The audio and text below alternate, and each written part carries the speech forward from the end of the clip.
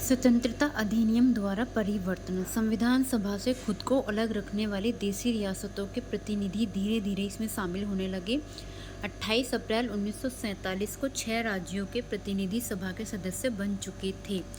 3 जून 1947 को भारत के बंटवारे के लिए पेश की गई माउंटबेटन योजना को स्वीकार करने के बाद अन्य देशी रियासतों के ज़्यादातर प्रतिनिधियों ने सभा में अपनी सीटें ग्रहण कर ली।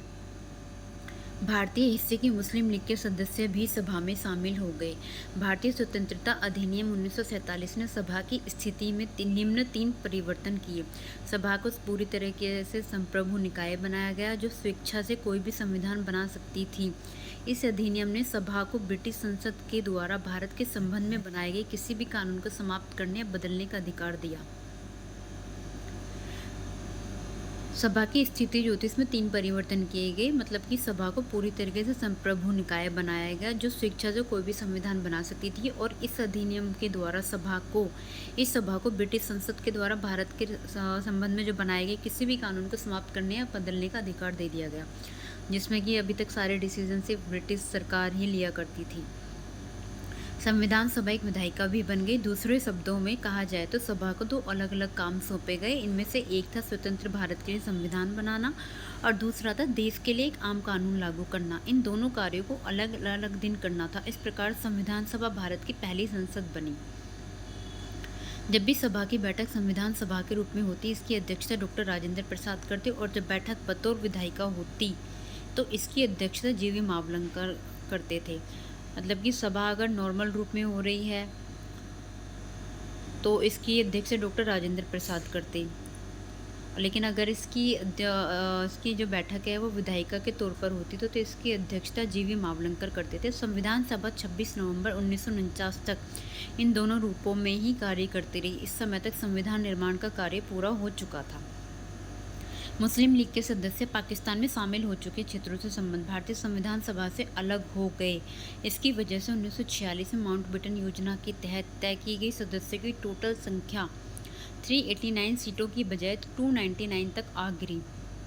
भारतीय प्रांतों की संख्या 296 से 2229 और देशी रियासतों की संख्या 93 से 70 कर दी गई। 31 दिसंबर 1947 को राज्यवार सदस्यता को अध्याय के एंड में तालिका में प्रस्तुत किया गया है। अन्य कार्य संविधान सभा के संविधान के निर्माण और आम कानूनों को लागू करने के अलावा संविधान सभा ने निम्न कार्य भी किए। इसने मई 1949 में राष्ट्रमंडल में भारत की सदस्यता का सत्यापन किया। इसने 22 जुलाई 1947 को राष्ट्रीय ध्वज को अपनाया। 24 जनवरी 1950 को राष्ट्रीय गान को अपनाया। ये क्वेश्चन बहुत पूछे जाते हैं छोटे छोटे एग्जाम में, ये याद करने वाले क्वेश्चन है। 22 जुलाई 1947 को राष्ट्रीय ध्वज को अपनाया और 24 जनवरी 1950 को राष्ट्रीय गान को अपनाया। 24 जनवरी 1950 को ही राष्ट्रीय गीत को अपनाया और 24 जनवरी 1950 को डॉक्टर राजेंद्र प्रसाद को भारत के पहले राष्ट्रपति के रूप में चुना गया। इस प्रकार 2 साल 11 महीने 18 दिनों में संविधान सभा की टोटल 11 बैठकें हुई। संविधान निर्माताओं ने लगभग 60 देशों के संविधान का अध्ययन किया, अवलोकन किया और इसके प्रारूप पर 114 दिनों तक विचार हुआ। संविधान के निर्माण पर टोटल 64 रुपये लाख का खर्च आया। 24 जनवरी 1950 को संविधान सभा की अंतिम बैठक हुई। इसके बाद सभा ने 26 जनवरी 1950 से 1951-52 में हुए आम चुनावों के बाद बनने वाली नई संसद के निर्माण तक भारत की अंतरिम संसद के रूप में काम किया। मतलब कि 24 जनवरी 1950 को संविधान सभा की अंतिम बैठक हुई। इसके बाद 26 जनवरी 1950 से लेकर 1951-52 में हुए आम चुनावों के बाद बनने वाली संसद के निर्माण तक भारत की अंतरिम संसद के रूप में काम किया। संविधान सभा की समितियाँ। संविधान सभा का जो निर्माण हुआ वो कई समितियों ने मिलकर किया है और इसमें समितियाँ बांटी गई थी कि ये समितियाँ इस चीज़ की, समितियाँ इसकी। संविधान सभा ने संविधान के निर्माण से संबंधित विभिन्न कार्यों को करने के लिए समितियों का गठन किया। इनमें से 8 बड़ी समितियां थीं तथा अन्य छोटी थी। इन समितियों और इनके अध्यक्ष के नाम इस प्रकार है। कई बार बड़े एग्जाम में इनकी समितियों के अध्यक्ष, समितियों के कार्य का बहुत बार मिलान करने के लिए आता है। ये मोस्ट इम्पॉर्टेंट क्वेश्चन है, ये बहुत आता है, बहुत पूछा जाता है और हम इनमें सबसे ज़्यादा कन्फ्यूज़ भी होते हैं। मैं तो अभी तक कन्फ्यूज़ होती हूँ। बड़ी समितियाँ संघ शक्ति सबसे पहले हम बड़ी समितियाँ देखेंगे, 8 सबसे बड़ी समितियाँ थी, इसके बाद हम छोटी समितियाँ देखेंगे। 8 बड़ी समितियों को देखते हैं और उनके अध्यक्ष को देखते हैं। सबसे पहले बड़ी समिति थी संघ शक्ति समिति, इसके अध्यक्ष थे जवाहरलाल नेहरू।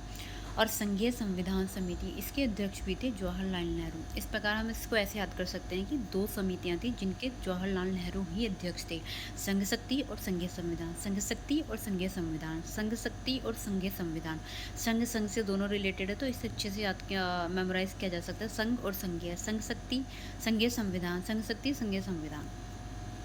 प्रांतीय संविधान समिति, प्रांतीय संविधान के थे सरदार पटेल। और प्रारूप जो सबसे मोस्ट इम्पोर्टेंट समिति थी, उसके अध्यक्ष डॉक्टर बी.आर. अम्बेडकर। और मौलिक अधिकारों और अल्पसंख्यकों संबंधी परामर्श समिति, इसके भी सरदार पटेल थे। इसको हम ऐसे याद कर सकते हैं कि प्रांतीय संविधान और मौलिक अधिकारों और अल्पसंख्यक संबंधी परामर्श समिति के जो अध्यक्ष थे वो सरदार पटेल थे।